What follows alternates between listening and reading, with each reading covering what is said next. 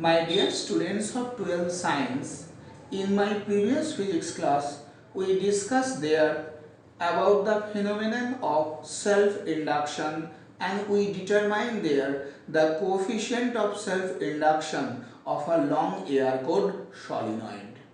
Today, we want to know about the phenomenon of mutual induction.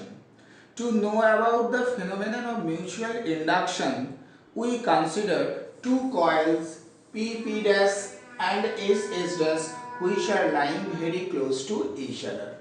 With the coil P dash, a battery and a tapping key is connected known as primary coil, and with the coil S dash, a galvanometer is connected known as secondary coil. When the tapping key is just closed, the current through the primary coil increases, means the magnetic flux linking with the primary coil is also increases. Some part of this increasing flux linked with the secondary coil, for which across the secondary coil there will be some induced current. According to Lenz's, the direction of this induced current across the secondary coil such that it will oppose the increase of battery current through the primary coil P dash. So therefore, direction of induced current in the secondary coil should be opposite to the direction of battery current through the primary coil.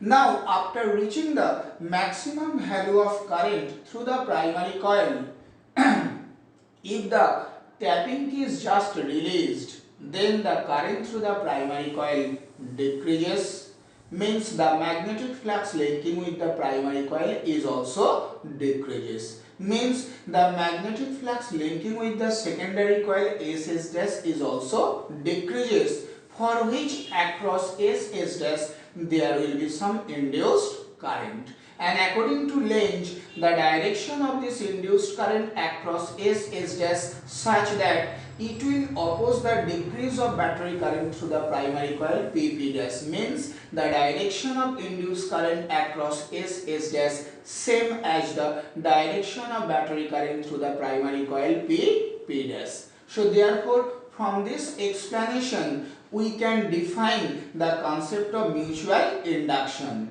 Mutual induction is the phenomenon of production of induced EMF in a circuit by changing the magnetic flux in the neighboring circuit. Now student, from this explanation we can say at any instant of time the magnetic flux linking with the secondary coil should be proportional to the amount of current passed through the primary coil at that instant of time. So therefore we can write an equation phi b is proportional I, or phi b equal mi, where m is the proportionality constant known as coefficient of mutual induction or mutual inductance. If you want to determine the induced EMF, then we use the formula E equal minus d phi b by dt is equal minus ddt of phi b means mi, as m is constant moves out of the differentiation, so therefore E equal minus m di by dt. Now from this equation number 1 and equation number 2 we can define coefficient of mutual induction.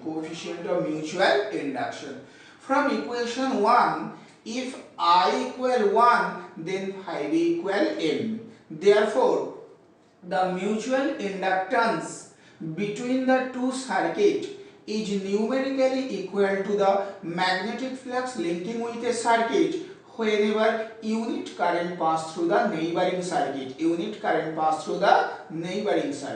From equation number 2, if di by dt equal 1, then E equal m, neglecting the minus sign. Therefore, mutual inductance of two circuits is equal to the induced EMF of one circuit whenever rate of change of current through the other circuit is unity. The SI unit of this mutual inductance is Henry, which is denoted by capital H. So after knowing the concept of mutual induction, student, we have to determine the expression for mutual inductance of a two coaxial air-cooled solenoid. Two coaxial air-cooled solenoid. Now, mutual inductance of two coaxial long air-cooled solenoid. Just see. Consider two coaxial solenoid P1, P2 and S1, S2 having the length L and area of cross section A. Just see the diagram. Here we consider P1, P2 is one solenoid, S1 and S2 is another solenoid which are coaxial having the same length L and the area of cross section A. Capital N1 be the number of turns of the solenoid P1, P2 and capital N2 be the number of turns of the solenoid S1, S2. If I be the current passed through the solenoid P1, P2, then the magnetic field inside the solenoid P1 and P2 is given by B equal mu naught N1 I by L. Mu naught N1 I by L. This is the expression for magnetic field which is produced inside the solenoid P1, P2 through which a current I is passes. As both the solenoid is here coaxial, this amount of magnetic field also exists inside the secondary solenoid, that is S1 and S2. So therefore, magnetic flux linked with the solenoid S1 and S2, from the definition of magnetic flux, phi B equal BA into. Okay, what is the value of B actually? B is mu naught N1 I by L. Mu naught N1 I by L. Then A N2. Clear? If we arrange these expressions, it look like mu naught N1 into A I by L. This is an expression for total magnetic flux linking with the solenoid S1 and S2. And as we know, phi B equal Mi. So comparing the equation number 1 and equation number 2, we can write Mi is equal mu naught N1 into AI by L. Now from both sides I cancelled, so therefore M equal mu naught N1 into A by L. This is an expression for mutual inductance of two coaxial long air-cooled solenoid. Now student, you have to know the mutual inductance of two coaxial solenoid depends on some factors, and the factors are: number 1, number of turns of the solenoid.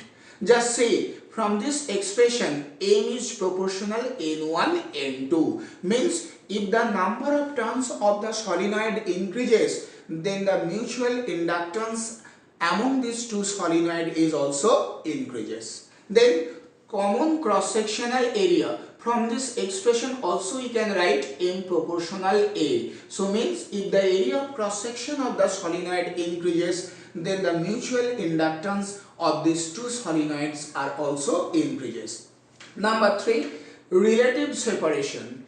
If the separation distance between the two coils increases, then the mutual inductance of the two coils decreases, means with the relative separation mutual inductance is inversely proportional. And number 4, relative orientation of two coils.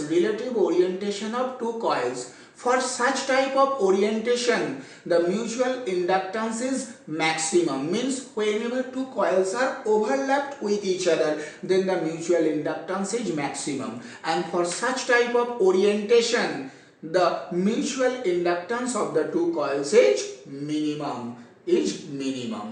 So after knowing about the mutual inductance of two coaxial solenoid, student, you have to derive an expression for magnetic energy stored in an inductor.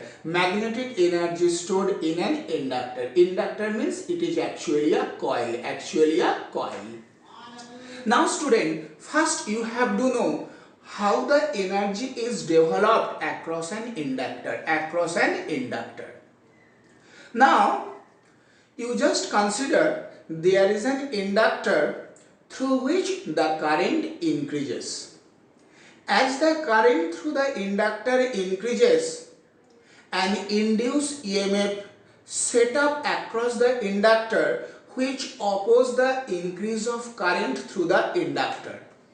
Means to attain the maximum value of current across inductor, the current have to do some work against the induced EMF.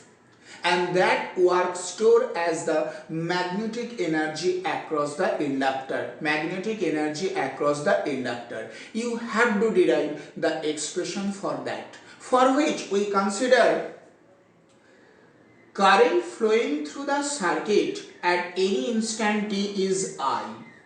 Okay, means at any instant of time t, the current through the inductor is I. Therefore, the rate of growth of current at that time is di by dt. Di by dt is the rate of growth of current. Okay. Now, from the concept of self-induction, we know that the induced EMF across an inductor is given by E equal L di by dt. E equal L di by dt. Okay. So now, work done by current in time dt. What is the definitions of work done? The in time dt, work done amount is small, that is dw is equal, work done is equal, we know that charge into potential. Charge into potential. Potential means here EMF E and charge means current into time, that is I dt. So therefore dw is equal EI dt. Now in place of E, we can put L di by dt. So therefore expression becomes Li di by dt into dt. Dt cancelled, so expression becomes dw is equal Li di. This is an expression for work done to develop or increase a current of di. Now total work done by current in increasing from 0 to its maximum value I, 0 to its maximum value of I. To determine the total work done, we have to integrate the previous equation. So therefore total work done W is equal, L is constant, place out of the integration 0 to I di is equal L. So integration of I is I square by 2. This is a lower limit 0. This is upper limit I. So therefore W is equal L. First you put the upper limit capital I, that is I square by 2 minus 0 square by 2 means 0. So therefore W is equal half L I square, half L I square, and this work done stored as the magnetic energy across the inductor. Magnetic energy across the inductor of self-inductance L is given by W equal half L I square.